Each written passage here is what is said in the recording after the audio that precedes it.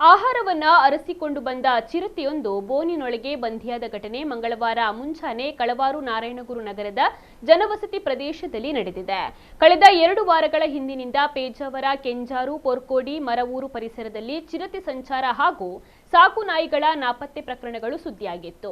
ಅರಣ್ಯ ಇಲಾಖೆಗೆ ನೀಡಲಾಗಿದ್ದ ದೂರಿನಂತೆ ಬೋನು ತಂದಿಟ್ಟು 10-12 ದಿನಗಳ ಬಳಿಕ ಬೋನಿನ ಒಳಗೆ ಇಡಲಾಗಿದ್ದ ಕೋಳಿ ಆಸೆಗೆ ಒಳಹೊಕ್ಕ ಚಿರತೆ ಬಂಧನಕ್ಕೆ ಒಳಗಾಗಿದೆ.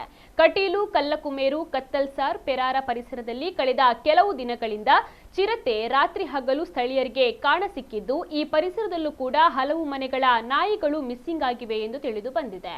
ಕಳವಾರು ನಾರಾಯಣಗುರು ನಗರದಲ್ಲಿ ಸೆರೆಯಾದ ಚಿರತೆ 2025-26ರಲ್ಲಿ ಬಚಪೆ ಪೊಲೀಸ್ ಠಾಣಾ ವ್ಯಾಪ್ತಿಯಲ್ಲಿ ಅರಣ್ಯ ಇಲಾಖೆ ಬೋನಿನಲ್ಲಿ ಸೆರೆಯಾದ ಮೊದಲ ಚಿರತೆಯಾಗಿದೆ ಎಂದು ಅರಣ್ಯ ಇಲಾಖೆಯ ಮೂಲಗಳು ತಿಳಿಸಿವೆ.